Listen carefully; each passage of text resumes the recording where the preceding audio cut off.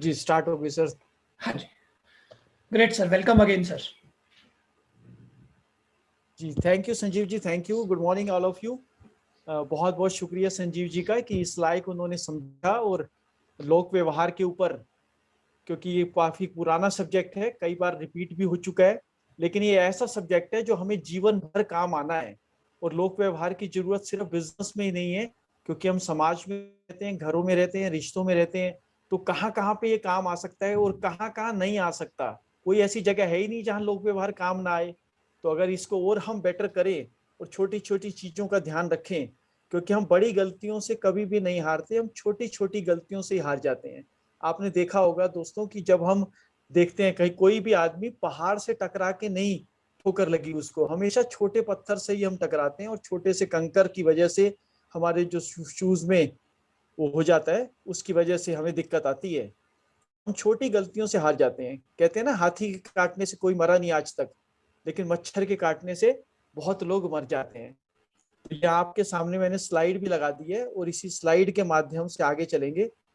और लोक व्यवहार में कुशलता, ये एक बुक है जिसके ऊपर ये पूरा आधारित है और इसी के ऊपर आज बात करेंगे।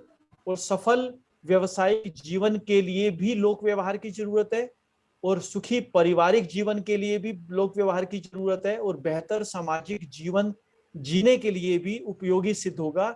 चलिए इसी चीज को और बेहतर बनाएंगे आज, और कुछ छोटी छोटी चीजें जो हम मिस कर जाते हैं आज उनको सीखेंगे। और बेहतर और बेहतर, क्योंकि जितने भी हम अच्छे हैं, हम कितने और अच्छे हो सकते हैं इसकी कोई लिमिट नहीं है। जितने हम अच्छे हैं उससे लाखों गुना ज्यादा भी अच्छे हो सकते हैं। अच्छाई की कोई कभी सीमा नहीं होती। तो आज हम कुछ और बेटर बनेंगे। और इसी के अंदर सबसे पहले एक ह्यूमन बिहेवियर के ऊपर जो सर्वे हो चुका है उसको स्टडी करते हैं कि हम कैसे सीखते हैं और खरीदते हैं। ये एक सर्वे हुआ था जिसका निचोड़ और जिसका रिजल्ट आपके सामने है कि 83% अब देखने से, 11% हम सुनने से, और 3.5% हम सूंघने से, 1.5% छूने से, और 1% चखने से सीखते हैं या खरीदते हैं उस चीज को जो मार्केट में हमारी बिकती है। और ह्यूमन नेचर के ऊपर कुछ सर्वे हुआ है जिसका हम बहुत शॉर्ट में हम चर्चा करेंगे, बाकी आगे डिटेल में हम इसके बारे में जानेंगे कि हम कितनी बातें याद रखते हैं। 10% हम याद रखते हैं जो हमने पढ़ा है, और 20% हमें जो हमने सुना है। जैसे आप देखते हैं ना, जब पढ़ाई चली जाती है किसी क्लास की, तो उस क्लास को बाद में याद नहीं किया जाता, वो तो पेपर के लिए एक तैयारी होती है, अच्छे नंबर आए और उसके बाद आदमी भूल जाता है उसको। और 30% जो हमने देखा है, और 50% जो हमने देखा भी है और सुना भी है। जैसे आप मुझे इस समय देख भी पा रहे हो और सुन भी पा रहे हो हमारी आवाज को, तो 50% आपको याद रहेगा ये बात। और हमें लग रहा है कि हमें कई बार उस समय जब हम सीख रहे होते हैं तब हमें लगता है हमें सारी बात समझ में आ गई, इसको नोट्स करने की क्या जरूरत है, बात तो सिंपल थी, समझ में आ चुकी है। इसलिए कहते हैं कि अगर लिख भी दिया जाए तो जो बातें हम करते समय, जो हम बातें करते समय कहते हैं उसको 70%, और जो हम कुछ कार्य करते समय करते हैं, बातें कहते हैं, उसको 90% याद रखते हैं हम।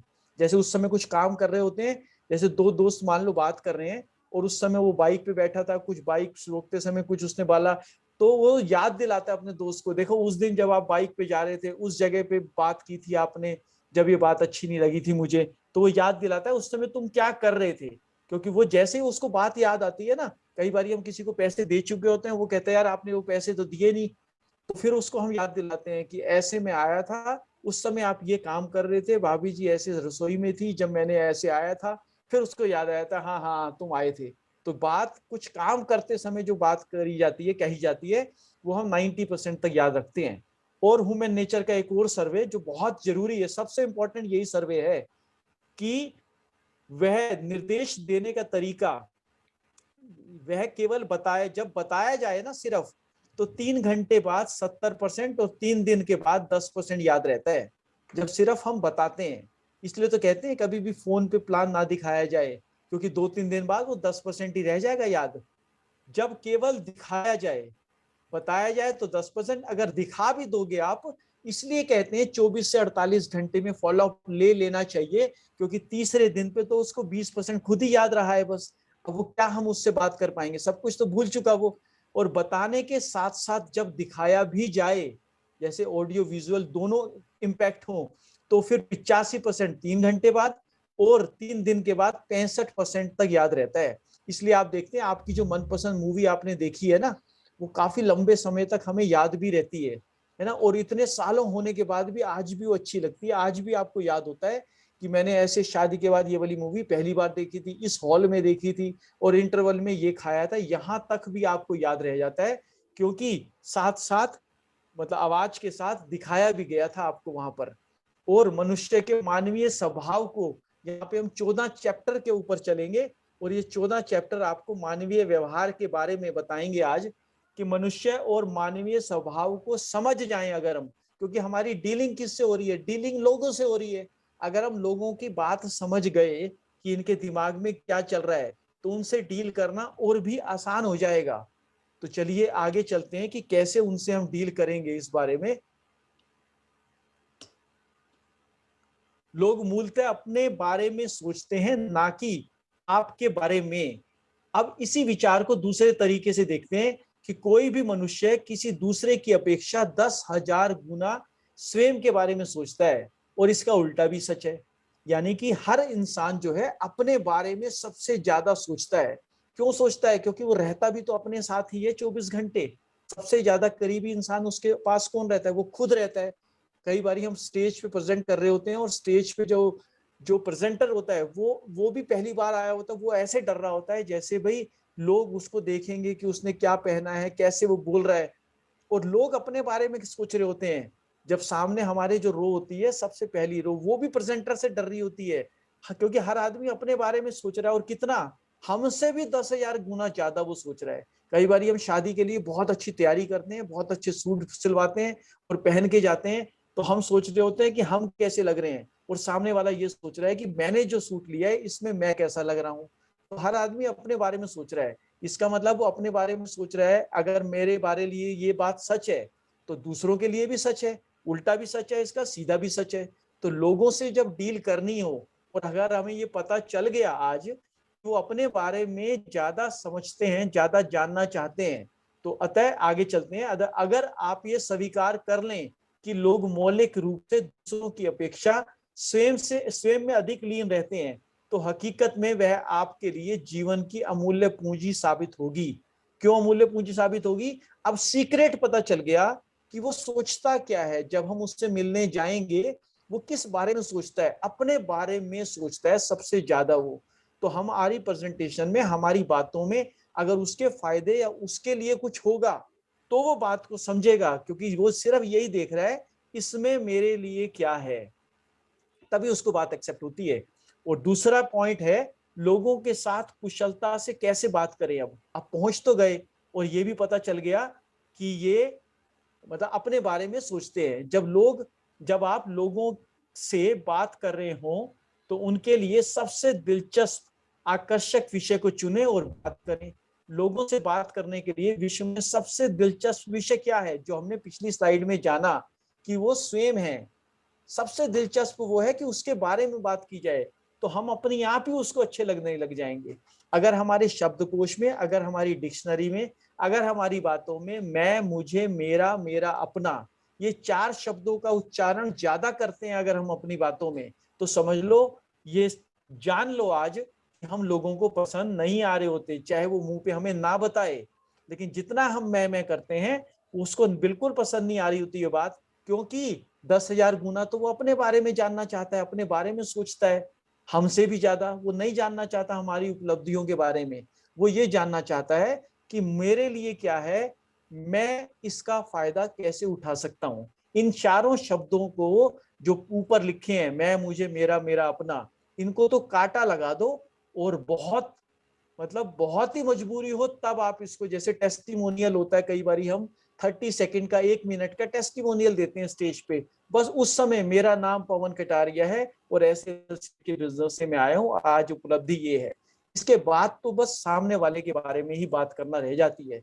तो मनुष्य की जुबान से बोला जाने वाला सबसे सशक्त शब्द कौन सा है? वो है आप। अगर इसी शब्द को, इससे वो सबसे ज्यादा प्यार करता है। इस 4 शब्दों को वो बिल्कुल पसंद नहीं करता। एक शब्द को वो सबसे ज्यादा पसंद करता है, वो शब्द है आप। अगर हम आपका क्या हाल है ना, आपकी फैमिली कैसी है, आपकी तबीयत कैसी है, आपकी बिटिया कैसी है, आपके जवाई कैसे हैं जो ऐसी सर्विस उनकी बाहर थी, वो आर्मी में थे, क्या आजकल कहाँ सर्विस कर रहे हैं वो, इसी तरीके से बात को आगे बढ़ाए और आप करते हुए उसकी फैमिली और उसके दोस्त आप बन जाएंगे। लोगों को महत्व दें, क्योंकि हर आदमी क्या चाहता है जीवन में, हर आदमी चाहता है अपनी इंपॉर्टेंस। यदि आपको मानवीय संबंध में निपुण होना है तो लोगों को महत्व देना कभी ना भूलें। याद रखें कि आप जितनी अधिक विशेषता लोगों को देंगे उतनी ही अधिक ध्यान वो आपकी बातों पे देंगे। जब हम उनके उनके लिए यानी उनको इंपॉर्टेंस देंगे, अब इंपॉर्टेंस दें कैसे, अगर ये भी सीक्रेट पता चल जाए कि इंपॉर्टेंस दी कैसे जाती है तो फिर आसान हो जाएगा इंपॉर्टेंस देना भी। तो यहाँ भी उसके भी तरीके बताए गए हैं कि लोगों को पहचानने और उनके विशेष आभास कराने के लिए कुछ ठोस सुझाव आपको पेश किए जा रहे हैं। इनको गौर से देखना और उन्हें ध्यान से सुने। सबसे पहला पॉइंट तो है ज्यादा बोले ना, सुने ज्यादा।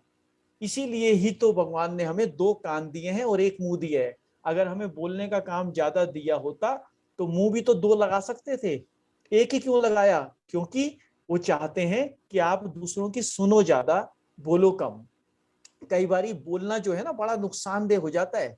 ऐसे ही 3 इंजीनियर की सर्विस लगी एक अरब कंट्रीज में, और तीनों इंजीनियर गए इंडिया से, और वहां पे उन्होंने बड़ी मेहनत से एक फ्लाईओवर बनाया जो किसी कारणवश टूट गया और गिर गया।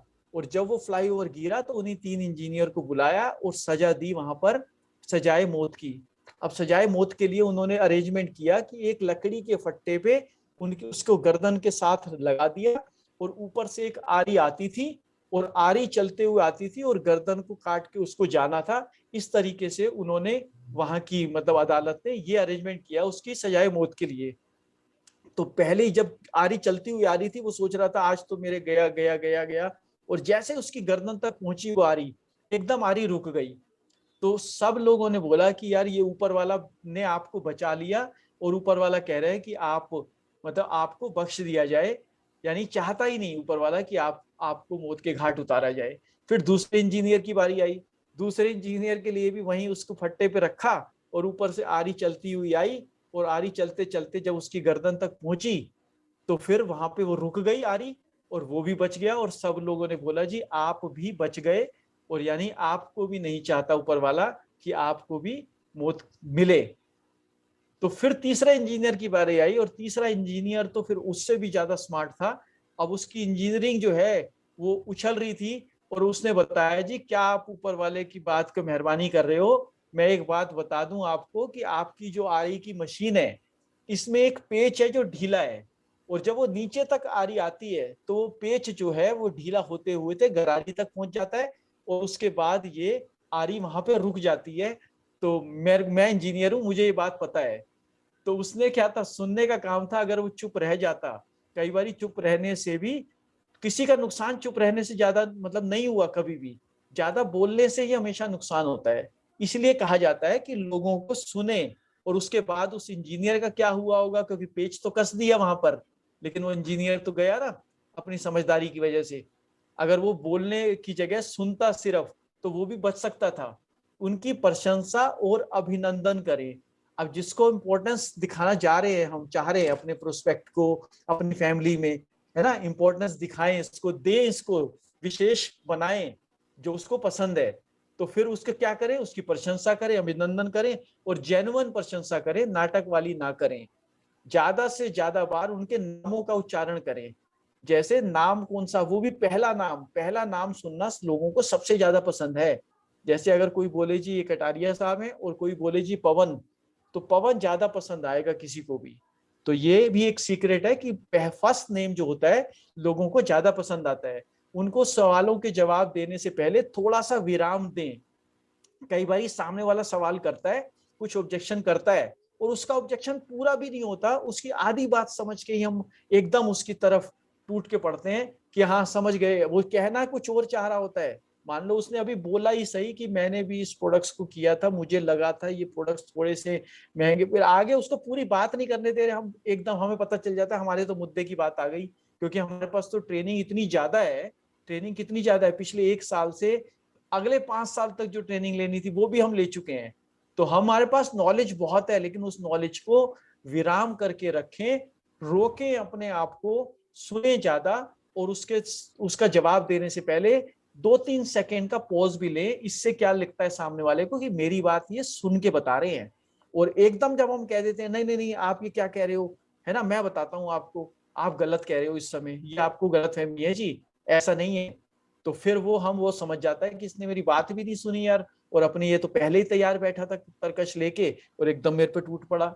तो लोगों को अच्छा लगेगा जब आप उसकी सुन के विराम देकर और उसकी तरफ झुक के जब हम बात करते हैं, उन्हें संबोधित करने वाले शब्दों का उपयोग करें, जैसे आप शब्दों का, आपके इंतजार में बैठे व्यक्ति को जानकारी दें कि आप वो जो है वो इंपॉर्टेंट है, इस बात का एहसास है आपको। जैसे कोई मान लो आपके कई बारी मीटिंग के लिए इंतजार कर रहा होता है, तो उसके बाद क्या होता है कि वो इंतजार कर रहा होता है, हम मान लो 15 मिनट लेट हो पा रहे हैं या आधा घंटा लेट पहुंचेंगे, तो जो टाइम है मान लो 6 बजे का टाइम है, 5:45 ही उसको फोन कर दिया जाए कि आप, मैं 6:30 तक पहुंचूंगा और ये दिक्कत आ गई है, मुझे पता है कि आपका टाइम बहुत कीमती है सर, और आप वेट करिए, आप मेरे लिए टाइम निकाला है तो आज हम मीटिंग करेंगे जरूर, है ना, आपका समय कीमती है और मैं किसी वजह से इस तरह से लेट हो रहा हूं, तो उसको आपने इंपॉर्टेंस दी। नहीं तो कई बार हम बोलते 5 मिनट में आ रहा हूँ, 5 मिनट में आ रहा हूँ, करते करते भी आधा घंटा लगा देते हैं, तो वो अच्छी बात नहीं होती, वो अनप्रोफेशनलिज्म में आता है, और अनप्रोफेशनल के साथ कोई जुड़ना नहीं चाहता। तो इंतजार बैठे व्यक्ति को भी यह एहसास जरूर बताएं। तो लोगों के समूह में सभी लोगों की तरफ ध्यान दें। कई बार हम होम मीटिंग कर रहे होते हैं या बड़ी चीज कर रहे होते हैं, ज्यादा लोग बैठे होते हैं, 10 लोग बैठे हैं, मान लो 20 लोग बैठे हैं, तो सबकी तरफ आपकी आईज जानी चाहिए। अगर हम कई बार क्या होता है सिर्फ पहली लाइन को ही संबोधित करते रहते हैं और पीछे उनको लगता ही नहीं कि हमारे लिए भी कुछ प्रेजेंटेशन ये हो रही है, तो उनकी तरफ भी देखना है, पीछे वाले की तरफ, और लास्ट रो में भी जो बैठा है ना, वहां तक भी आपकी आई कांटेक्ट होना चाहिए।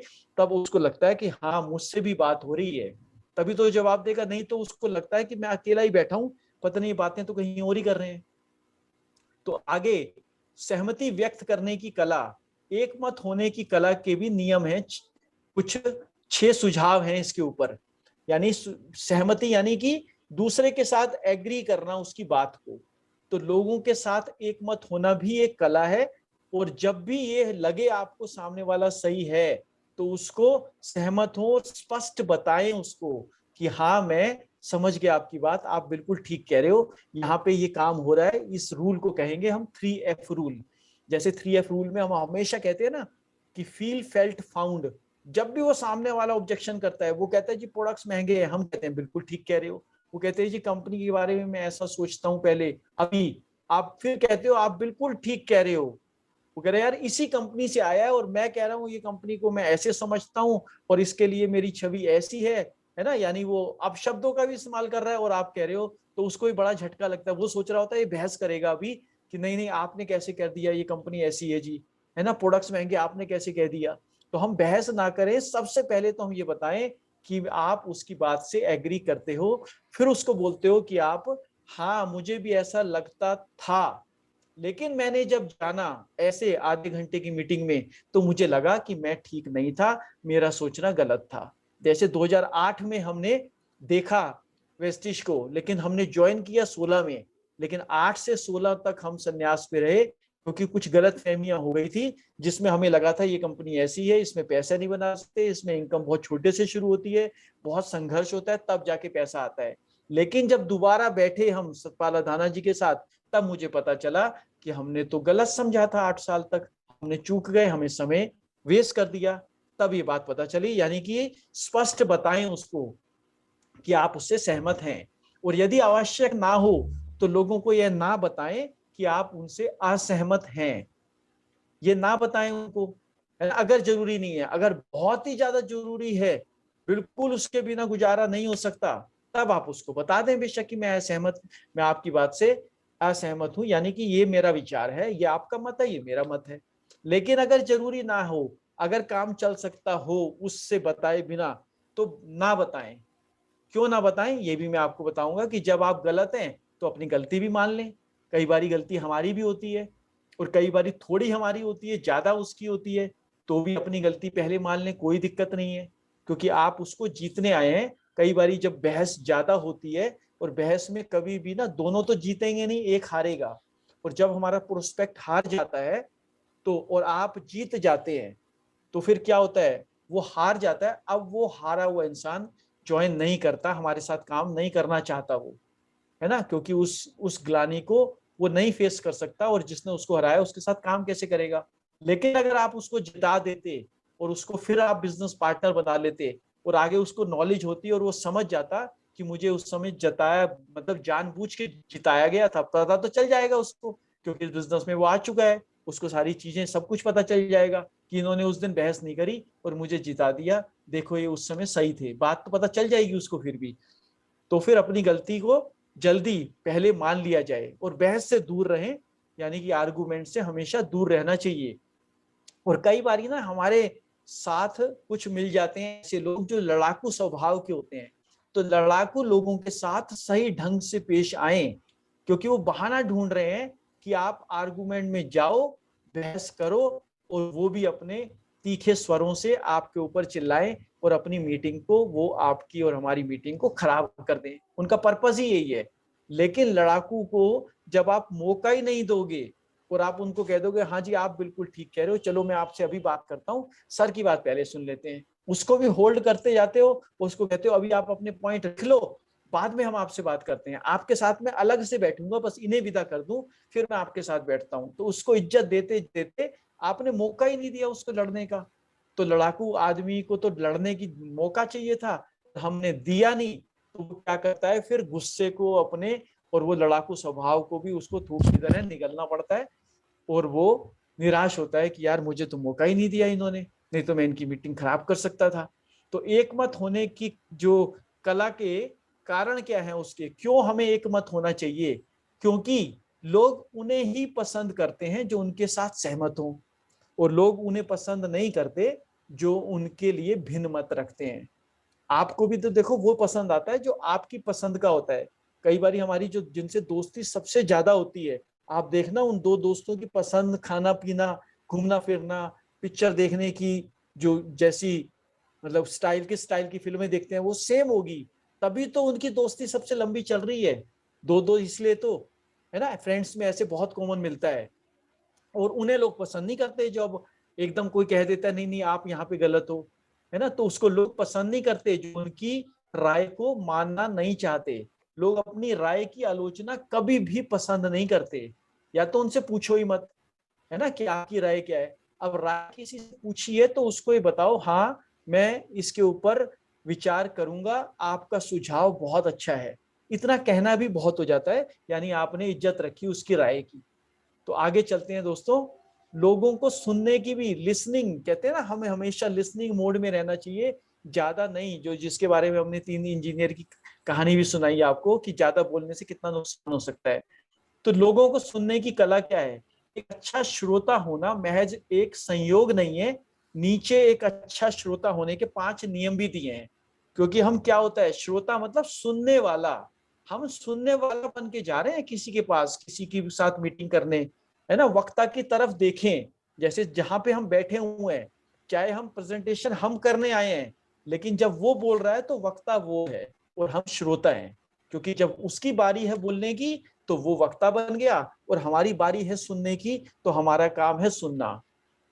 और वक्ता की ओर देखें, क्यों देखें, क्योंकि जब आप उसकी बात सुनने वाले हो तो जो सुनने योग्य है वो देखने योग्य भी तो होगा, इसलिए उसकी तरफ आंख से आंख मिला के देखें, तभी उसको पता चलेगा कि हाँ मेरी बात हो रही है, ये मुझसे ही बात करने आए हैं। कई बार हम सुन इसकी रहे होते हैं, देख उधर रहे होते हैं, तो उसको पता ही नहीं चलता। तो वक्ता की ओर झुककर उसे उत्सुकता से सुने, जैसे वो कुछ कह रहा है तो हाँ आप कुर्सी की पीछे टेक को छोड़कर इस तरह से आगे जब हो जाते हैं उसके साथ, और वो समझता है कि देखो मेरी बात को कितने ध्यान से सुन रहे हैं ये बात। और उसके बाद जब उसकी पूरी बात सुन के थोड़ा सा 2-3 सेकंड का विराम देकर फिर जब अपनी बात कहते हैं तो बात उसके दिल तक जाती है, उसको लगता है मेरी पूछ के। जैसे एक बारी क्या हुआ, मैं किसी डॉक्टर के पास गया, उस समय कुछ फीवर था, कई साल पहले की बात बता रहा हूँ। तो उस डॉक्टर को जब उसने हाथ पकड़ा और चेक कर रहा था, तो लेकिन वो अपनी फोन पे भी लगा हुआ था साथ साथ। और वो वैसे वो डॉक्टर वही थे जिनके पास हम हमेशा जाते थे, लेकिन वहां वहां पूरी बात सुन के जब वो दवाई देता था तो हमें बड़ा विश्वास होता था। उस दिन मैंने क्या बोला उसने नहीं सुना, और अपने फोन पे भी लगा रहा वो, है ना। कुछ इधर उधर साथ में कोई और बैठा था, उससे भी उसकी बातचीत चल रही थी। तो जब उसने लिख दिया दवाई, तो मैं घर आके उस दवाई को खा नहीं पाया, क्योंकि मुझे लगा ही नहीं यार इसने सुनी भी है बात, पता नहीं कि मैंने क्या बोला, उन्होंने क्या समझा और दिया क्या। और तीसरा पॉइंट यहाँ आप देख रहे हैं कि सुनने की कला में प्रश्न पूछें। आपका काम सिर्फ प्रश्न पूछना, जहां अगर ज्यादा से ज्यादा उनको बोलने दें और कम आप बोलें, तभी तो उसके दिल की बात निकलेगी, तभी तो उसकी नीड की बात निकलेगी, तभी तो पता चलेगा उसकी जरूरत क्या है। कई बार हम बड़े बड़े सपनों की बात बहुत ज्यादा कर जाते हैं, अपने टेस्टिमोनियल को ही आधा आधा घंटा हम अपनी कहानी बता देते हैं, और वो आधा पौना घंटा ही उसने दिया था, उसमें भी हम पूरी बात अपनी बताते रहे, उनकी तो सुन ही नहीं पाए। तो ऐसे ही एक सज्जन जब सफर में जा रहे थे, 2 घंटे का सफर था, और उस 2 घंटे के सफर में जब फ्लाइट से उतरे वो, तो उसने साथ वाले पैसेंजर जो उसके साथ बैठे हुए थे, अनजान आदमी, 2 आदमियों की बातचीत चलती रही 2 घंटे। और जब उतरे तो एक इंसान ने दूसरे को बोला कि आपके जैसा दिलचस्प इंसान मैंने देखा ही नहीं, ना मैंने, मुझे कभी नहीं मिला इतना अच्छा दोस्त। और वो उसने अपनी बुक में लिखा, बाद में वो एक राइटर था, कि मैंने उस 2 घंटे के सफर में पौने 2 घंटे सामने वाले को बोलने का मौका दिया, और जब जब वो पॉज हुआ, जब जब उसकी बातें रुकी, तो मैंने उसको सिर्फ ये बोला, सिर्फ कुछ प्रश्न पूछे ताकि वो और बोले। और मैंने उससे प्रश्न पूछे, अच्छा ये कैसे किया आपने, ये तो कमाल कर दिया आपने, फिर क्या हुआ। वह ऐसे कुछ प्रश्न पूछता रहा वो। 15 मिनट इसने बोला होगा प्रश्नों में, पौने 2 घंटे वो बोला। और जिसने ज्यादा बोला वो बाद में कह रहा है कि जी आपका जैसा दोस्त मुझे आज तक मिला ही नहीं। तो दोस्ती कहाँ से, तो वन साइडेड सुना, लेकिन सामने वाला सुना तो सही।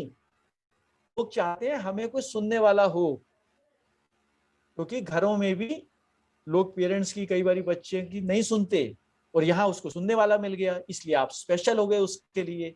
वक्ता के विषय से जुड़े रहें और बीच में बाधा ना डालें। कई बार ना हम अपना विषय बीच में कर देते हैं, अपनी कुछ पार्टी के बारे में चर्चा जहां शुरू होती है उसके बारे में ज्यादा बोलने लग जाते हैं। हमें पॉलिटिक्स टॉक्स का शौक होता है तो हम उसमें अंदर चले जाते हैं, सरकार ने ये किया, इसने ये किया, ऐसे ऐसे चर्चा हम ज्यादा, जहां ऐसी चर्चा होती है वहां हम बहते चले जाते हैं, हमें पता भी नहीं चलता समय कहाँ चला गया। तो इन बातों से बचें, क्योंकि ये विषय जो है उससे संबंधित नहीं है जिस पर्पस से आप आए हो। तो वक्ता को संबोधित करने वाले शब्दों का ही प्रयोग करें, जैसे उसके पहले नाम से, या फिर आप शब्दों से, जिसमें आप ने क्या किया, आपने कैसे किया, यानी बात को आगे बढ़ाएं। और सुनने के लिए आप और आपका, ये 2 शब्दों का इस्तेमाल ज्यादा से ज्यादा करें। और किन शब्दों का इस्तेमाल नहीं करना, मैं, मुझे, मेरा, मुझको, इन शब्दों को जितना दूर रहोगे लोग आपके पास आते जाएंगे। जितना आप इन शब्दों को इस्तेमाल करोगे लोग आपसे दूर भागते चले जाएंगे। और आदमी सोचता है मेरे को इतनी नॉलेज है, मैं इतना अच्छा समझाता हूँ, मेरे पास इतना बढ़िया ज्ञान है, लेकिन लोग पता नहीं क्यों नहीं टिकते। तो इन शब्दों का इस्तेमाल अगर वो बंद कर दें तो अपने आप ही लोग टिकने शुरू हो जाते हैं। तो ये सीक्रेट है एक, बहुत सारे हैं, इसमें से ये भी एक है। जैसे शब्दों का प्रयोग करते हैं तो आप बातचीत का केंद्र वक्ता से स्वयं की ओर, जब आपने ये इस्तेमाल किया ना, मैं, मुझे, तो फिर श्रोता वाली बात थोड़ी हो गई, ये तो वक्ता वाली बात हो गई ना। इसका मतलब आप ज्यादा बोलना चाह रहे हैं, तभी तो इन शब्दों को पकड़ा हमने। मैं, मुझे कब बोलेगा आदमी, जब वो खुद बोलेगा अपनी बात को। तो उसकी बात सुनने आए थे हम, बोलने थोड़ी आए थे। अपने दूसरी बात बिजनेस की करने आए थे, उसमें मैं, मेरा तो आता ही नहीं है। तो ये बोलना हो गया, ये सुनना थोड़ी हुआ। तो श्रोता बनने के यहाँ पे गुण पेश किए जा रहे हैं। इसलिए बोला जा रहा है कि श्रोता के अंदर अगर हम जा रहे हैं तो आप पाएंगे कि ये 5 नियम महज विनम्रता है और कुछ नहीं है। लेकिन ये अगर ये 5 नियम क्या हैं, ये विनम्रता में आ जाते हैं। लेकिन विनम्रता आपको कभी इतना अधिक लाभ प्रदान नहीं करेगी जितना कि सुनने की कला प्रदान करेगी, है ना। कैसे, जैसे आप विनम्र बहुत हैं, आप किसी का बुरा नहीं करते, सामने वाले को ही ऊंचा दिखाते हैं, और आप ये बातें ज्यादा कर दी आपने, तो विनम्रता तो आपने पूरी दिखाई, लेकिन सामने वाले को सुन नहीं पाए। अगर आपको विनम्रता दिखाने का मौका ना भी मिले कोई दिक्कत नहीं है, लेकिन अगर आपने सामने वाले की सुनने की कला दिखा दी तो सामने वाले को तो भी पसंद आने लग गए आप। तो ये कह रहे हैं विनम्रता से भी ज्यादा सुनने की कला काम करती है। तो आगे चलते हैं, लोगों को प्रभावित करने की कला, छठा पॉइंट है इसके ऊपर, ये बहुत इंपॉर्टेंट है। लोगों से अपनी इच्छा अनुसार काम कार्य करवाने के लिए सबसे पहले इस बात का पता लगाएं कि वो चाहते क्या हैं। अगर उनकी इच्छा हमें पता चल जाए तो हम आसानी से उनको अपना काम करवा सकते हैं उनकी इच्छा से। लेकिन अगर हमें यही नहीं पता, हम उनको ऑडी मर्सिडीज तो दिखा रहे हैं, उसको स्कूटर बाइक की जरूरत है, हम ये नहीं बता पा रहे इससे स्कूटर कितने टाइम में आ जाएगी जिसकी जरूरत है उसको। अभी वो 15,000 कमाता है, वो चाहता है मेरे घर में 5,000 रुपए एक्स्ट्रा आ जाए, तब मैं अपने बच्चे को एक दूसरे अच्छे स्कूल में करवा पाऊं, क्योंकि उसकी फीस ज्यादा है। हम ये नहीं बता पाए पूरे 1 घंटे की प्रेजेंटेशन में कि उसको जो चाहिए वो कैसे मिलेगा।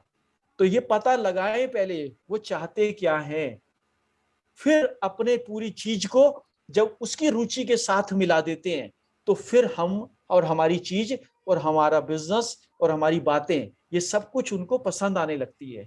ऐसे में आप उनकी रुचि के विषय में चर्चा करके उन्हें उत्साहित कर सकते हैं। आप बस उन्हें यह बताएं कि वे मनचाहे परिणाम कैसे प्राप्त कर सकते हैं। बस उनको क्या चाहिए, अगर हम उनको ये बता दें तो आपको वो मिल जाएगा जो आपको चाहिए। यही तो सीक्रेट है। लोगों को क्या चाहिए इसका पता लगाने के लिए तरीका क्या है, उनसे पूछना, उन्हें ध्यान पूर्वक देखना और उनकी बात को सुनना जो हमने पीछे डाला। और इसके अतिरिक्त आपके प्रयत्न भी तो महत्वपूर्ण हैं। प्रयत्न यानी प्रयास, आपका प्रयास जानबूझ के क्या है भी सही, क्या आप सचमुच में भी सुनना चाहते भी हैं उसकी तकलीफ को, उसकी इच्छाओं को, या सिर्फ अपनी बताना चाहते हैं। अंदर क्या भाव है हमारे, हमारे अंदर भाव ऐसा होना चाहिए कि हाँ हम मन से सुनना चाहते हैं, यार तुम अपनी तकलीफ बताओ, मैं दिन रात आपके साथ इस टारगेट को पूरा करने में और आपके घर में ये समृद्धि लाने के लिए हम जान लगा देंगे, हम पूरी नॉलेज लगा देंगे आपको सिखाने में। तो ये उस पता चलता है हाँ ये मेरी इच्छा की बात कर रहा है। तो लोगों को विश्वास में कैसे ले, क्योंकि लोगों को जब हम पे विश्वास होगा तभी तो हमारी बात पे विश्वास होगा। तो कैसे ले उनको बातों, मतलब हमारी बात पे कैसे विश्वास करेगा वो, जब आप अपने या लोगों के फायदे की बात करते हैं तो लोग आप पे शक करते हैं, ये ह्यूमन नेचर है। इससे बचने के लिए आप अपनी एक बात को अलग ढंग से भी प्रस्तुत कर सकते हैं। जब हम ये बोलेंगे ना कि मैंने ये कर दिया था, फिर वो मैंने वाली शब्द आ जाएगी, या मेरा घर इतना अच्छा है, या मेरी ये वाली दुकान बहुत अच्छी है जो हम मान लो किराए पे चढ़ाना चाह रहे हैं, है ना। कोई फ्लोर हमारा खाली है, मेरा कमरा खाली है, तो मैं उसको किराए पे चढ़ाना चाहता हूँ। जब मैं उस कमरे की ज्यादा तारीफ करता हूँ तो फिर वो हो जाता है, सामने वाले को शक होता है कि यार इसमें कुछ गड़बड़ है शायद, क्योंकि आसानी से फिर वो शंका में आ जाता है, फिर वो शक करने लगता है। लेकिन इसका इलाज क्या है, बात तो बतानी है कि मेरा कमरा बहुत अच्छा है, मेरा स्कूल बहुत अच्छा है, या फिर जो भी हमारा काम है ये बहुत अच्छा है। अब कैसे बताएं, यहाँ पे आप अप्रोच कर सकते हैं थर्ड पार्टी अप्रोच। जो बात हम नहीं कह सकते वो किसी और के कंधे पर रख के भी बंदूक चलाई जा सकती है। और यहाँ वो जरूरी भी होता है, वैसे नहीं होता, लेकिन इस बात में यहाँ पे तो जरूरी है, यहाँ पे हमें सहारा लेना पड़ता है थर्ड पार्टी का। जैसे मान लो आपके पास कमरा था, जिस कमरे को वो देखने आया और उसको ये इच्छा है, वो स्टूडेंट है और उसको शांति पसंद है अपने कमरे में, वो पढ़ाई के लिए लेना चाह रहा है कमरा, और वो ये जानना चाह रहा है कि क्या यहाँ पे शांति रहेगी। तो आपने इस आगे पढ़ते हैं इसके बारे में। इसका सबसे अच्छा तरीका यह है कि आप उस व्यक्तित्व को सीधे ना कह के किसी तीसरे व्यक्ति के हवाला करते हुए कहें कि किसी अन्य व्यक्ति को आप अपने लिए वक्तव्य जारी करने दें, चाहे वे व्यक्ति वहां पे उपस्थित भी ना हो। यानी थर्ड पार्टी अप्रोच, जो यहाँ पे आप दोनों बात कर रहे हैं लेकिन तीसरे व्यक्ति के बारे में आपने बोला कि हाँ मेरे इससे आपसे पहले जो यहाँ पे आए थे ना पढ़ाई करने के लिए स्टूडेंट, उसको तो इतना अच्छा लगा, अब वो उसने बाद में एमबीए वगैरह भी सब यहीं से किया और बहुत पढ़ाई में उसके बहुत अच्छे नंबर भी आए। आज भी उससे मेरा बातचीत होती रहती है, आज भी जब भी दिल्ली आते हैं मुझसे जरूर मिलते हैं। तो आपने जो यहाँ पे उपस्थित नहीं है उस अपनी बात कहलवा दी, है ना। कई चीजें आप ऐसे कर सकते हैं। जैसे ये ऐसे एक इंसान ने पार्ट टाइम में शुरू किया इस बिजनेस को, पढ़ाई भी ज्यादा नहीं थी, लेकिन ना पढ़ लिख के भी, यानी कि इतने कम पढ़ा लिखा होते हुए भी इस बिजनेस से वो इतना कमा रहा है। ये उसको डायरेक्ट कहे बिना कि आप 20,000 कमाओगे, आप 40,000 कमाओगे, ये कहे बिना आपने दूसरे के कंधे पे रख दिया कि इन्होंने भी शुरू किया था, शुरू में इनको भी विश्वास नहीं था, लेकिन उसके बाद देखो आज ये 30-40,000 रुपए कमा रहे हैं और इनका नाम ये है, उनकी फोटो ये है।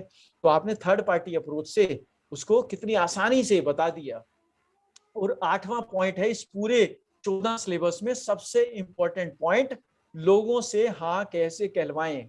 क्योंकि हम क्या करना चाहते हैं, देखो हर दिन रात हम इसी के ऊपर तो ढूंढ रहे हैं, ये हाँ की तलाशी तो है हम सभी लोगों को, कि अच्छे अच्छे लीडर हमारे ग्रुप में आए और हाँ कहें हमारी बात को, हमारी बिजनेस को, और हमारी मतलब जो भी हम कहना चाहते हैं उसको सहमत हो उससे।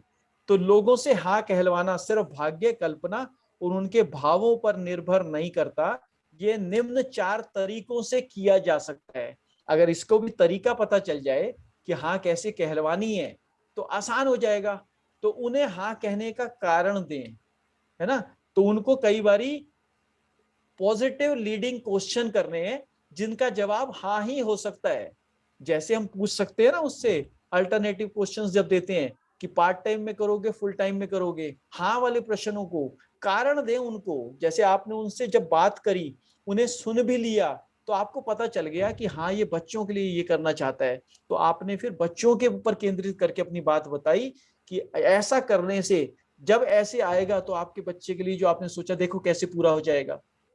तो हाँ कहने का आपने कारण दिया उसको, हाँ कहने के प्रश्न पूछे कि अपने नाम से करोगे, वाइफ के नाम से करोगे, पार्ट टाइम में करोगे, फुल टाइम में करोगे, पहला चेक कब चाहोगे आप इसमें, जब आप विदेश यात्रा पे जाओगे तो किसको साथ लेके जाना चाहोगे, उसका भी यहाँ को एप्लीकेंट में नाम लिखना होता है।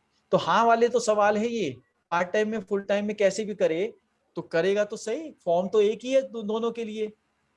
और लोगों को हाँ कहने के लिए यानी कि चॉइसेस दें। जैसे हम घर पे कोई आता है तो चाय पियोगे, कॉफी पियोगे, ठंडा पियोगे, ये पूछते हैं ना। और नहीं पिलाना होता तो हम पूछते हैं कि चाय पियोगे क्या, चाहे वो सुबह से सोच रहा हो यार किसी के घर में अच्छी सी चाय मिल जाए, लेकिन वो कभी ये नहीं कहेगा हाँ जी पियेंगे, क्यों नहीं पीऊंगा। ऐसा कम कहते हैं लोग। जब हम ये पूछते हैं क्या पियोगे जी, ठंडा गर्म, तब वो दोनों चीजें भी आप उसको पिला सकते हो, क्योंकि उसको उसको लगता है कि आप पिलाना चाहते हो। तो लोगों से हाँ कहलवाने की आशा रखें, उन्हें जानकारी भी दें कि उनसे सिर्फ हाँ की अपेक्षा की जाती है। कई बारी हम आधा पौना घंटा जब बैठते हैं ना किसी के साथ, तो वो हाँ आप चाहते हैं वो हाँ करे, तो लेकिन एक ना थोड़ी सी झिझक होती है, एक पुश चाहिए होती है, एक धक्का चाहिए होता है हमें उस डिसीजन तक पहुंचने में। तो कई बारी आपका ये बात भी उसको बड़ा सपोर्ट करती है कि आप ही सीधा कह देते हो यार आप इंसान बड़े अच्छे हो, मैं चाहता हूं कि आपके साथ मैं काम करूं और हम दोनों मिलके बहुत अच्छा व्यापार कर सकते हैं। आ जाओ सर आप मेरे मेरे कहने से एक बारी शुरू कर दो। तो कई बारी एक धक्का, पहले वो सोच रहा होता है मैं करूं या ना करूं, है ना, मेरे लिए ठीक रहेगा नहीं रहेगा। आपके इतने प्यार भरे पुश के साथ वो उस डायरी से, उस लाइन से आगे जंप कर जाता है और अगली मिनट ही वो ये सोचने लग जाता है अच्छा बताओ फिर होगा कैसे। ना एकदम आपने जंप करा दिया ना, सेकंड स्टेज पे ले आए। कई बार एक जैसे राजू गुप्ता जी हैं, उनसे माता रानी के चंदा के नाम पर एक पर्ची काटी थी और उसके नाम पे उसको ज्वाइन करा दिया था जबरदस्ती। कई बार ये पुश चाहिए होता है ना। आज तो फिर 2.5-3 लाख रुपए कमाते हैं वो। तो आज वो सोचते हैं कि भाई किसी ने ऐसे पुश ना किया होता तो मैं यहाँ पूछता ही ना, अगर मुझसे ऐसे पूछते रहते कि तेरी जब इच्छा हो तब बता देना। तो कई बार एक पुश चाहिए होता है। हालांकि इस दृढ़ विश्वास में एक कदम और आगे है कि आप उन्हें जानकारी दे रहे हैं कि इस बात का संकेत भी कि आप उनसे सिर्फ हाँ सुनने की आशा रखते हैं, है ना, कि भाई चलो मिलके करते हैं यार, इसमें कोई दिक्कत नहीं है, कोई नुकसान नहीं है, मैं आपके साथ हूं।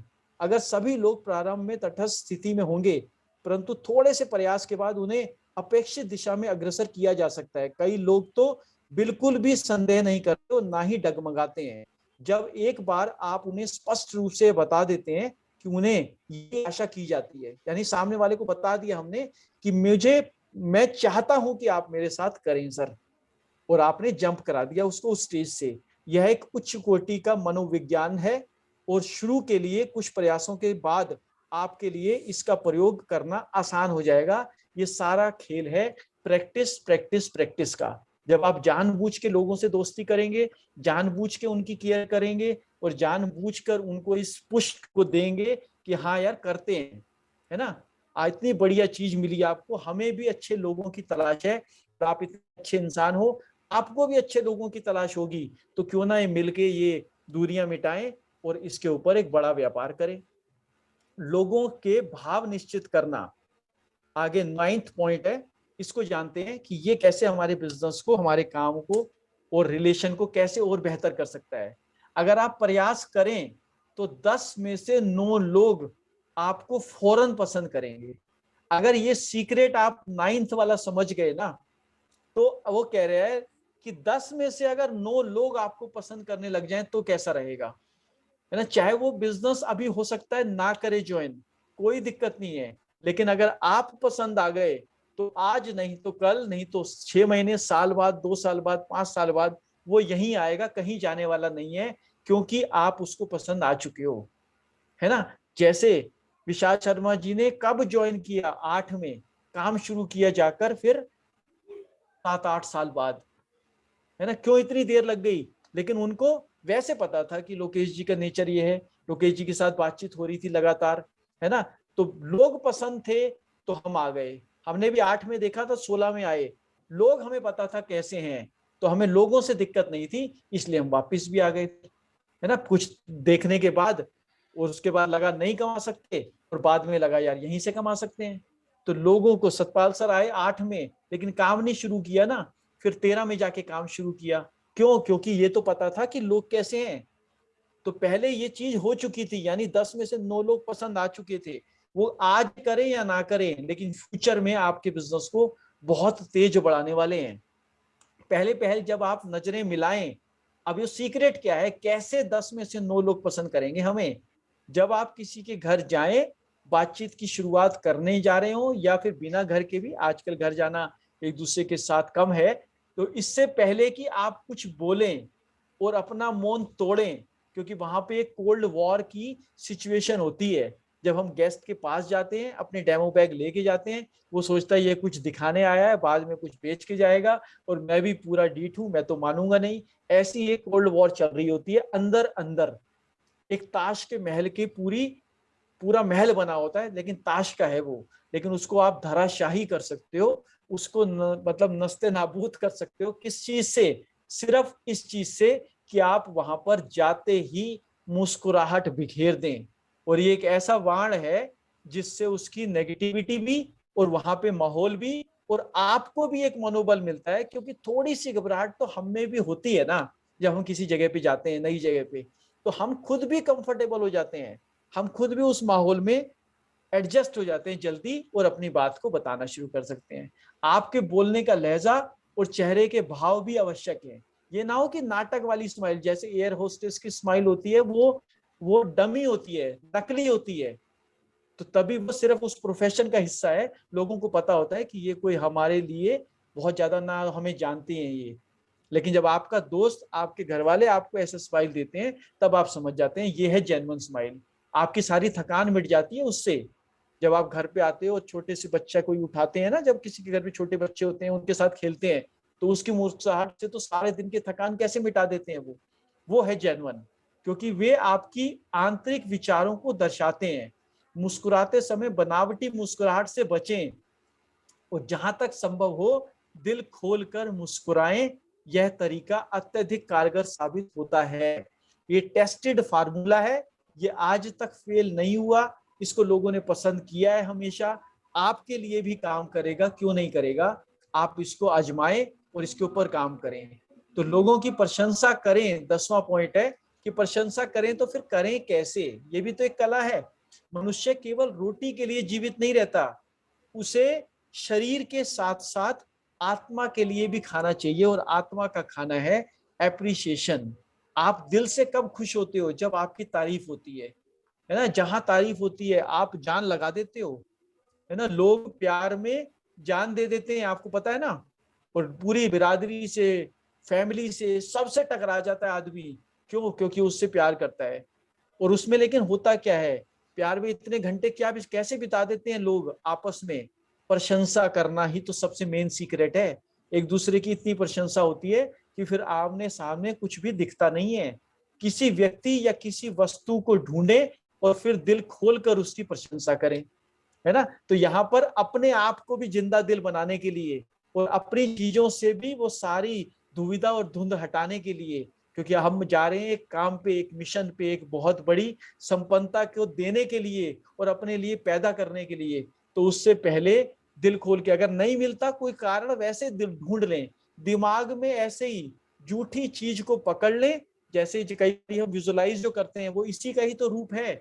विजुलाइज करते हैं जब आप अपनी गाड़ी के बारे में उसको दिल से फील करते हैं, मैं चला रहा हूँ, मैं ऐसे फॉरेन ट्रिप पे जा रहा हूँ, गए थोड़ी हो, ना टिकट आई है अभी, ना ट्रेवल फंड में अभी कोई पैसा आया है, अभी तो 500 रुपए कमा रहे हैं, और 5 लाख के और लाख के सपने भी तो देखते हैं हम। ये वही चीज है कि आप प्रशंसा करते हैं आने वाली कमाई की भी, लेकिन अब उसके लिए क्या ध्यान में रखना है, प्रशंसा दिल से की जानी चाहिए, है ना, नाटक ना हो। प्रशंसा आप कर रहे हैं, मान लो उसने अभी अभी उठा है एकदम, और आप उसको कह रहे हो यार तेरे बाल तो आज शाहरुख खान की तरह लग रहे हैं, अभी वो नहाया भी नहीं है, उसको पता चल जाता है यार ये तो, कई बार कहते थे चांद तारे तोड़ लाएंगे, ये कर लेंगे, है ना, आज तो चांद की तरह, चांद का टुकड़ा लग रहे हो। तो कहते कहाँ चांद का टुकड़ा, कहाँ मैं। तो जेन्युइन होनी चाहिए जब हम किसी के घर जाते हैं, व्यक्ति की नहीं, काम की प्रशंसा करें। जैसे जब हम मिलते हैं, किसी का काम आपको बहुत अच्छा लगता है, तो पर्सनली तारीफ ना करके उसके बहाने से उसके काम की तारीफ की जाए कि आपका काम इतना अच्छा है, आपका व्यवहार इतना अच्छा है, आप खाना बहुत अच्छा बनाते हैं, आपकी चाय बड़ी अच्छी है। जैसे किसी के घर में बैठे होते हैं, खाना खा रहे होते हैं, चाय पी रहे होते हैं, और जब आप किसी के भी घर बैठते हैं ना, उसने घर देखो, हर व्यक्ति ऐसे नहीं उठा के अपने घर में कुछ चीजें लाता, घड़ी भी लाता है ना एक, तो 100 घड़ियों में से छांट के अपने वॉल के लिए घड़ी लाता है। तो इतने ध्यान से वो अपने घर को सजाती है, कोई भी लेडी हो। तो जब आप बैठेंगे और चारों तरफ उस कमरे में देखेंगे, तो आपको कोई ना कोई ऐसी चीज मिलेगी जरूर जिस जो तारीफ के काबिल होगी, और वो है जेन्युइन तारीफ। तब आप उसको करेंगे, है ना। ये कह सकते हैं आप देखो घर को कितना अच्छा मेंटेन किया हुआ है, तो आपने काम की तारीफ करी, जब उसके काम की तारीफ होती है तो फिर बहुत अच्छी खुशी मिलती है उसको, सामने वाले को। लेकिन जब आप पर्सनली तारीफ करते हैं, तो इसके कई बार ना मतलब दो निकल जाते हैं, और जिस बात के दो मतलब निकलते हो वो हमें करने की जरूरत भी क्या है, और फिर हम बाद में उसकी सफाई देते रहते हैं, नहीं मैंने, मेरा मतलब तो ये था। अगर मतलब जब दूसरा था, तो करने की जरूरत क्या है उस काम को जिसके मतलब भी दो होते हैं। और खुशी का नियम देखो यहाँ पे क्या है, प्रतिदिन किन्हीं 3 व्यक्तियों को एक अच्छी बात कहने की आदत डालें, तब देखें ऐसा करने से कैसा महसूस होता है। ये आपके लिए जीवन के खुशी के नियम है। जब आप देखेंगे कि यह करने से अच्छा महसूस करेंगे, क्योंकि ये लेने से अधिक मजा देने में आता है। प्रशंसा करके तो देखें, तो खुशी देने से, मतलब लेने से ज्यादा देने में खुशी जो होती है उसका मजा ज्यादा आता है। जब आप किसी की हेल्प करते हैं, किसी को खुशी देते हैं, किसी के जीवन में वैल्यू ऐड करते हैं, किसी के आपके प्रोडक्ट से उसका दर्द चला जाता है, तो बात तो वो थोड़ी सी पीवी या थोड़े से रुपए और थोड़े से प्रॉफिट की नहीं है। आपको इतना आनंद मिलता है उस समय, वो है असली खुशी। तो इसको, और जब वो मिलती है ना आपको, तो आप भी एक अलग सीमा पे होते हैं, अलग चरम सीमा है आपके आनंद की भी। और उसके बाद जब आप किसी को इतने खुश होके जब प्लान दिखाते हैं, इतनी खुशी के बाद मिलते हैं, तो सामने वाला कहता है यार ऐसा इंसान नहीं देखा, क्योंकि आप अंदर से खुश है ना, आप बुरा नहीं चाह रहे ना किसी का, आप सामने वाले को कुछ देना चाह रहे हो और उसी नियम के अनुसार काम कर रहे हो। तो ऐसा करके देखें। इसलिए उन्होंने कहा है हर रोज ऐसे 3 व्यक्तियों को ढूंढ ले, चाहे मानसिक रूप से ही सही, चाहे सामने ना भी हो, दिमाग में याद करके उन्हीं को दुआ दे के अपने काम पे चले जाएं। तो लोगों को कई बार ना देखो आलोचना भी करनी पड़ती है, कई बार सामने वाले को करेक्ट भी करना पड़ता है। अब सामने वाला गलती पे उसको बताना भी है, लेकिन लोगों को आलोचना करना भी तो एक कला है। इसके ऊपर चलते हैं। सफल आलोचना के लिए 7 आवश्यक कदम है। आलोचना पूर्णतः एकांत में होनी चाहिए। जैसे आप किसी से कोई गलती हो गई और उसको आपने भीड़ में ही डांट दिया, तो वो चीज ठीक नहीं है। वो फिर पर्सनली हो जाती है बात, और वो इतना उसको डर लग जाता है, या वो फिर आगे बढ़ने के लिए उसकी पर्सनैलिटी के लिए बहुत बड़ी रुकावट बन जाता है। जैसे किसी ने आपके लिए, मान लो किसी ग्रुप में ही, बिजनेस की बात कर लेते हैं यहाँ पर, कि किसी ने प्रेजेंटेशन बहुत अच्छी करी, उससे कुछ गलती हो गई, और हमने उसको 4 लोगों के 10 लोगों के बीच में ही बता दिया कि आपने ये गलती कर दी, तो सामने वाले को फील होता है। वहीं अगर उसको बाद में फोन करके बताया कि आपने बहुत अच्छा किया, बस थोड़ा सा अगर ये कर लेते ना, वैसे एनर्जी लेवल बहुत अच्छा था। तो आलोचना कैसे करनी है? Glorify, clarify, glorify.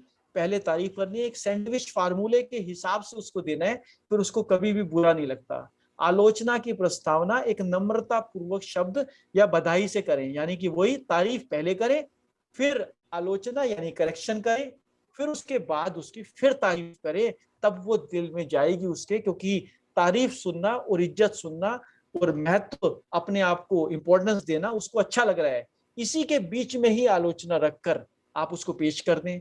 और व्यक्तिगत ना बनाएं, उसको पर्सनली ना लें कि यार ये तो है ही ऐसा, है ना, हमेशा गलती करता, ऐसा नहीं। सब कोई सीखा सिखाया नहीं आया, सबने, सारे लीडर्स ट्रेंड किए गए हैं, बॉर्न नहीं हुआ कोई भी। महात्मा गांधी जी जब गए थे तब लोग रोए थे, पैदा हुए थे तब तो सिर्फ परिवार ने खुशी बनाई थी, है ना, बाद में छुट्टी हुई उसके पैदा होने के बाद। तो बाद में उनके काम की वजह से सहयोग मांगे, ना कि उनके लिए हक जताएं, है ना। तो रिक्वेस्ट मोड में, अगर चाहे आपका हक भी है उससे, तब भी हम रिक्वेस्ट करेंगे। अगर तो जैसे कई बार ना बच्चों के से भी हम पानी मांगते हैं तो रिक्वेस्ट करते हैं, तो मान, ऐसे तो ऑर्डर देके भी मान लेंगे वो, लेकिन रिक्वेस्ट मानने से और जल्दी हो जाता है काम, आदमी खुशी से करता है और थकता नहीं है, सामने वाले को भी बहुत अच्छी लगती है ये चीज। और एक गलती की आलोचना एक बार ही काफी है, लेकिन कई बार आप फैमिली में देखते हो, जब कोई, मान लो हस्बैंड वाइफ के बीच में कोई बात हो जाती है, तो पुरानी कई सालों की भी निकाल लेती हैं, है ना, दोनों में एक खूबी होती है। तो फिर वो आलोचना बार बार हो गई ना, एक ही बात, जो बात खत्म हो गई थी उसकी बार बार क्यों गड़े मुर्दे को उखाड़ना और उन जख्मों को कुरेद के हरे करने की जरूरत भी क्या है? कई बार ऐसे दोस्ती पे भी कर जाते हैं हम। तो इसको, जब एक बारी बात हो गई, बात खत्म हो गई, वहीं पे दी एंड हो जाता है। और आलोचना को एक मैत्रीपूर्ण वातावरण में समाप्त करें।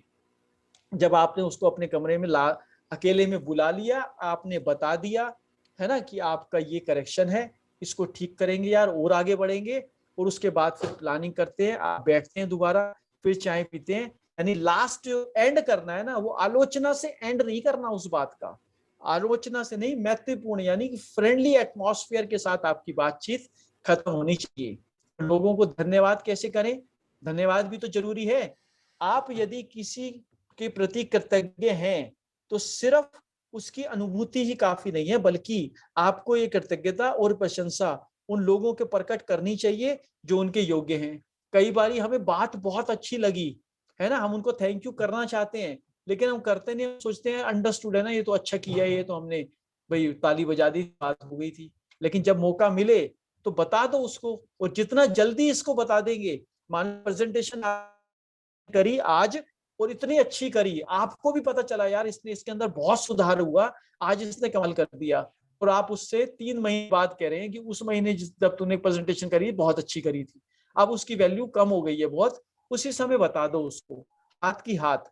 तो धन्यवाद कहना भी तो एक कला है ना। धन्यवाद का अपने मान रखें, स्पष्ट रूप से कहें। मान लो आप 5 लोगों के बीच में किसी को धन्यवाद कर रहे हैं और ऐसे थैंक यू बोल के चले गए, अब 5 सोच रहे हैं यार शायद इसको करके गया है, शायद इसको करके गया है, क्यों ना शब्दों से साथ करें, है ना, कि संजीव जी आपने ये मौका दिया आज हमें, इसके लिए आपका बहुत बहुत शुक्रिया, थैंक यू सो मच।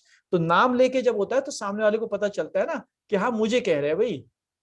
तो जिसे आप धन्यवाद कह रहे हैं उसकी ओर देखें भी तो सही, जो धन्यवाद करने योग्य है वो देखने योग्य भी तो होगा। कई बार ये धन्यवाद इसको कर रहे हैं, हम देख उधर रहे हैं, तो बात समझ में नहीं आती यार कि कैसा धन्यवाद, ये तो फॉर्मेलिटी कर रहा है। लोगों का नाम पुकार के धन्यवाद करें, जैसे संजीव जी का नाम पहले नाम से, है ना, कास्ट से कम नाम से ज्यादा।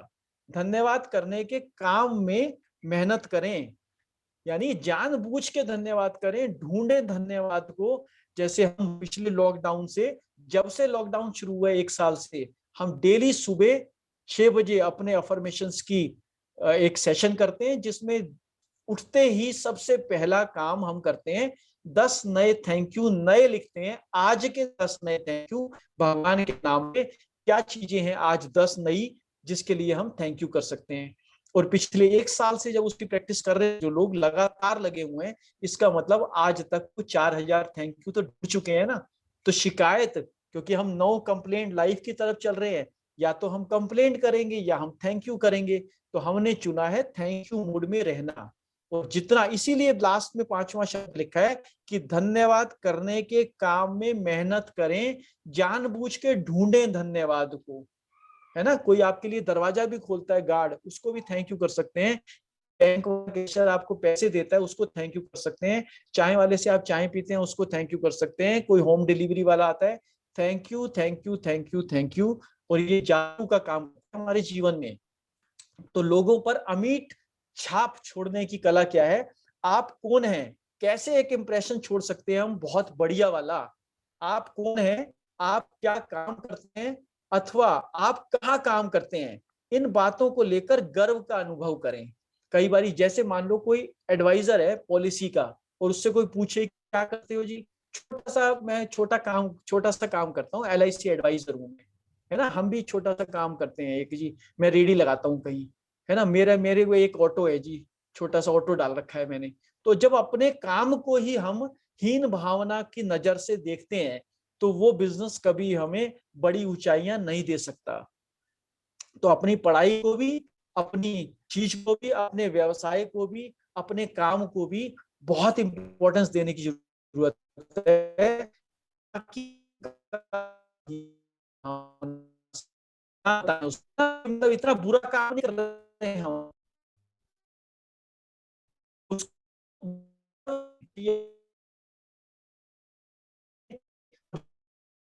लोगों में कुछ दिन कुछ दिन मार क्या इसको हो, फिर काम के कर बार कभी नहीं। तो टाइम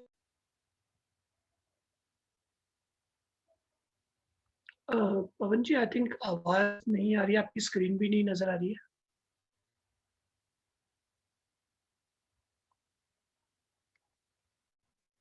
पवन जी, सर, आप नेट अगर नेट सुन पा रहे हैं, डिस्कनेक्ट हो गया था। आपकी स्क्रीन और आवाज नहीं आ रही है। हाँ, अब आ रही होगी सर।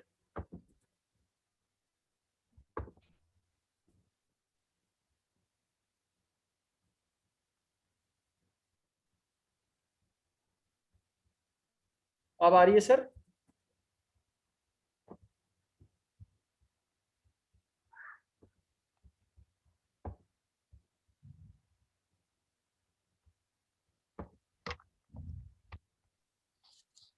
जी सर, अब आवाज आ रही है सर। ठीक है। तो नेट डिस्कनेक्ट हो गया था, इसी वजह से चलिए दोबारा स्टार्ट हो चुका है। हाँ जी, बिल्कुल सर। जी, तो यहाँ थे हम, इसके नेक्स्ट चलते ही। नेक्स्ट क्या कह रहे हैं कि लोगों को अमिट छाप कैसे छोड़ें। जब आपसे लोग पूछें कि जीवन यापन के लिए आप क्या करते हैं, और यह बहुत जरूरी है कि आप उन्हें किस तरीके से जवाब देते हैं। क्या जवाब देते हैं ये भाव नहीं है, मेन है कि किस भाव से जवाब देते हैं। जैसे वाली साहब भी कहते हैं कि आप किस तरीके से जवाब देते हैं, ये ज्यादा इंपॉर्टेंट है, क्या बोलते हैं आप ये नहीं है। इसके लिए क्या इंपॉर्टेंट पॉइंट है कि ईमानदार बने, ईमानदारी से जो सच है वो बताएं, और खुल के बताएं, गर्व से बताएं, और अपने काम पर गर्व करें कि आपको एक ऐसा काम मिला है जिसमें लोगों को आप रोजगार दे सकते हो, लोगों के स्वास्थ्य कर सकते हो, लोगों को इम्यूनिटी दे सकते हो। दो चीजों की सबसे ज्यादा जरूरत है इस समय, जो सरकार तक पूरी नहीं कर पा रही। और हम इस लायक हैं कि उसने हमें ये मौका दिया कि आप व्यापार भी आज दे पा रहे हैं किसी को, और सेहत भी दे पा रहे हैं। इससे बड़ा गर्व की क्या बात होगी। इसलिए गर्व से करें, उत्साहित रहें। जब अपने बिजनेस को, अपने काम के ऊपर हमें गर्व होता है, तब हमारी एनर्जी हाई होती है। ज्यादा ऐसे हम चिल्लाना जानते हैं, इस बात से सामने वाले को विश्वास नहीं होगा। ये तो भाव की बात है ना। तो आवश्यक से अधिक व्याकुल भी ना हो, ओवर एक्साइटमेंट भी बहुत ज्यादा मतलब नहीं दिखाना जरूरी है। वो कई बार हम ऑर्डर किसी से अच्छा मिल जाता है, और उसके घर के नीचे ही आते हैं, और ऊपर से वो देख रहा होता है, और नीचे हम बहुत खुश हो रहे होते हैं कि देखा आज तो मिल गया। और दो दोस्त आपस में बात कर रहे होते हैं, ऊपर से वो सुन रहा होता है, जैसे कभी भाई सोचता है यार इनको ऑर्डर मिलता ही नहीं है, आज मैंने ऑर्डर देके कहीं गलती तो नहीं कर दी। तो इसका एक्साइटमेंट को भी कंट्रोल रखें, दूसरों को नीचे गिराकर स्वयं को ऊंचा दिखाने की कोशिश ना करें। जैसे कई बार हम दूसरी कंपनी के लिए कर जाते हैं कि इनके तो जी बहुत महंगे होते हैं, इनका तो जी जीरो हो जाता है। अपने प्रोडक्ट्स की तारीफ करें, अपने प्लान के बारे में बताएं जो ज्यादा पता है, बस जरूरी है तो 1-2 लाइन उसकी डिफरेंस के रूप में बता सकते हैं, लेकिन उनको नीचे गिराए बिना, है ना, जो वेस्टी नहीं करे, जो हमारे बिजनेस में नहीं है, वो भी बहुत अच्छे लोग हैं, हम भी तो पहले नहीं करते थे, हम भी तो पहले नहीं सुनते थे, इसका मतलब ये थोड़ी कि हम खराब थे। तो दूसरों को इज्जत दें। कोई नौकरी कर रहा है जिसकी वो रोजी रोटी, कभी वो ये मत बोले कि आप तो इतने बेकार काम में लगे हो, नौकरी में तो आप ऐसे हो जाओगे, कुछ नहीं पाएगा आपको, आपके देखो बच्चों का क्या होगा। वो उससे अपने बच्चों की रोजी रोटी चला रहा है। हमें कोई हक नहीं बनता किसी के भी काम को, नौकरी को अपशब्द कहने का। उसकी नौकरी को, काम को सम्मान दो, तभी वो हमारे काम को भी सम्मान देगा। और दूसरे की लकीर को बिना छोटी करे, बिना काटे भी आप अपनी लाइन को बढ़ा सकते हैं। अपनी मेहनत इतनी करो, अपनी अचीवमेंट इतनी करो कि आपके बिजनेस की अपनी आप ही तारीफ होने लग जाए कि यार ये भी आए थे पहले साइकिल पे, ये भी आए थे पहले स्कूटर पे, आज इनके पास ऐसी गाड़ी है, तो ये इन्होंने अचीव किया है। किसी व्यक्ति या वस्तु को कभी भी बुरा ना कहें, वही बात है सारी। लास्ट पॉइंट है जी कि अपनी बात सही ढंग से पेश कैसे करनी है। सारी बातों का तो हम ध्यान रखेंगे, और जिस चर्चा के, जिस विषय के बारे में हम बात करना जा रहे हैं, तो यहाँ भी 5 नियम है जिस पर हम अमल करके आप अपने प्रभावशाली वक्ता बन सकते हैं। ये नियम ही रुचिकर और अरुचिकर वक्ता में अंतर स्पष्ट कर देते हैं कि वो इंटरेस्टिंग है जो बोलने वाला, या इंटरेस्ट ना नहीं लेंगे लोग, कैसे पता चलेगा? देखो ऐसे पता चल जाएगा। जानिए कि आप कहना क्या चाहते हैं, जिस सब्जेक्ट के बारे में हम बोलना चाहते हैं, क्या उस सब्जेक्ट की नॉलेज भी है हमें, क्या अपनी तैयारी करके भी गए हैं हम, कुछ स्टूडेंट के पास जा रहे हैं, क्या हमारे पास कुछ स्टूडेंट का दिखाने के लिए, कौन से स्टूडेंट सफल हैं, उनके नाम या कुछ अचीवमेंट पता भी है? बस ऐसे हम जा रहे हैं सीधा कि हाँ जी मैंने भी कर लिया तुम भी कर लो, ऐसे थोड़ी बात बनेगी। एक अच्छा कैरियर आप, और संक्षिप्त रहें, शॉर्ट में बात करें। कई बार सामने वाले से हमें आधा घंटा, पौना घंटा मिला अपने काम को बताने के लिए, लेकिन उस पौने घंटे में तो हम अपनी बातें ही करते रहे कि हमने देखो ये कर दिया, हमारा टेस्टिमोनियल ही पौने घंटे का हो गया, पुरानी बातें, पुराने ऑफिस वालों से, इससे ऐसे मिले थे, उससे ऐसे मिले थे। 1 घंटा एक नए आदमी के पास गए थे, 1 घंटा तो अपनी बातें करते रहे, बिजनेस की तो बात ही नहीं हुई। इसलिए शॉर्ट में बताएं, पहले काम की बात कर लें, और उसके बाद बात करते समय श्रोता की ओर देखें। श्रोता की ओर देखें मतलब जिनकी बात सुन रहे हो आप, जिनके घर गए हो, उनकी ओर देखकर आंखों में आंखें डालकर बात करें, क्योंकि जो उनकी सुन रहे हो, जो सुनने योग्य है वो देखने योग्य भी तो है, इसलिए उसको देखें जरूर, ताकि उसको पता चले मेरे से बात हो रही है। तभी तो आपका कॉन्फिडेंस नजर आएगा उसको। कॉन्फिडेंस कब बढ़ेगा, एनर्जी कब बढ़ेगी? जब आपको आपके विषय में ज्ञान बढ़ेगा। जब आपका आपके विषय पे ज्ञान बढ़ता जाएगा, आपकी चाल बदलती जाएगी, आपका कॉन्फिडेंस बदलता जाएगा। आप खुद सोचोगे यार क्या मैं यही हूं जो मैं पहले था? ये कैसे इतना बदलाव आ गया? ये ज्ञान से आया। नॉलेज में सबसे ज्यादा पावर है। मोटिवेशन चलता है 1 दिन 2 दिन, 1 घंटा 2 घंटा। एजुकेशन काम आती है जीवन भर। इसलिए खुद भी एजुकेट बनिए, दूसरों को भी एजुकेट करिए। उसी के बारे में बात करें जिसमें श्रोता की दिलचस्पी हो, जो वो सुनना चाह रहा है। मान लो वो चाहना, आप फैमिली में गए, आपको पता है इसके वाइफ से, बच्चों से ऐसा लग गया आपको कि बहुत प्यार करता है, तो उसकी बातों, मतलब उस अपनी बातों को केंद्रित हम बच्चों की चीजों पे कर सकते हैं, क्योंकि बच्चों को आप देख भी रहे हो, बच्चों के लिए सब कुछ कर देते हैं पेरेंट्स। तो जिसमें उसकी दिलचस्पी हो, जो उसको चाहिए, जैसे वो बता रहा है मुझे भाई 5, 7, 10 हजार की सख्त जरूरत है अभी, और डेवलप और बेटर होने के लिए। प्रवचन और भाषण देने की कोशिश ना करें। कई बारी जब हम शुरू होते हैं तो यहाँ पे तो 1 साइडेड है, यहाँ पे तो मुझे ही बोलना था 1 घंटा, लेकिन अगर 2 साइड कम्युनिकेशन है और किसी के घर बैठे हैं, तो सिर्फ आप ही आप ना बोले जाएं, उनको भी बोलने का मौका दें। एक लेक्चर वाली चीज ना लगे सामने वाले को, क्योंकि लेक्चर से सामने वाला कई बार बोर हो जाता है। तो यह कला बहुत कम लोगों में होती है कि अपने ज्ञान, मतलब आप जिस काम को कर रहे हैं उसके बारे में ज्ञान नहीं लेते और वो चल पड़ते हैं काम करने के लिए। अधूरा ज्ञान ज्यादा खतरनाक हो जाता है, और बिना सिखाए सीखे गाड़ी चलाते हैं तो सिवाय एक्सीडेंट के किसी को आज तक कुछ मिला नहीं है। अतः सहज ढंग से बात कहें, सहज बने, अपनी बात में रहें, केवल वही कहें जो प्राकृतिक रूप से आप कहना चाहते थे। बहुत लंबी बात करने का फायदा नहीं है। अच्छी बात कम शब्दों में भी की जा सकती है, बस उसकी प्रैक्टिस करें, अपना ज्ञान बढ़ाएं। कम शब्दों में बहुत अच्छी बात की जा सकती है। और अंतिम विचार यहाँ पे लेखक के वो थे, वो मैं आपको बता देता हूँ कि ये सारी चीजें जो हमने सीखी, ये सारी चीजों की वैल्यू देखो तब है जब आप इसको अप्लाई करो और अपने जीवन में इसको उतारो, तब तो इसकी वैल्यू है। नहीं तो ये 1 घंटा सुना, अच्छा लग, ये बातें अच्छी बहुत लगती हैं, लेकिन सारी चीजें हैं अप्लाई अप्लाई, प्रैक्टिस प्रैक्टिस, और इनको धारण करने की बात है। ये एक दिन में नहीं होगी, एक हफ्ते में नहीं होगी, ये एक आदत है जो हमें लगातार लगातार करनी है। तो आदत भी पड़ जाएगी। शुरू में हम नाटक के रूप में शुरू करेंगे और धीरे धीरे ये जीवन का हिस्सा बन जाएगी और एक कैरेक्टर के रूप में हमारे सामने आएगी। फिर इसके रिजल्ट आप लगातार देखोगे। ये एक प्रोसेस है जो जीवन भर चलने वाली चीज है, इसलिए इस चीजों को, ऐसी ट्रेनिंग्स को बार बार करने का मौका मिलता है। तो आपने इतने ध्यान से सुना, इसके नोट्स बनाए, और ये सब आपको हो सकता है यूट्यूब पे बाद में मिल भी जाए, तो उसमें भी देख सकते हैं। तो thank you so much Sanjeev ji, आपने ये मौका दिया। Thank you so much.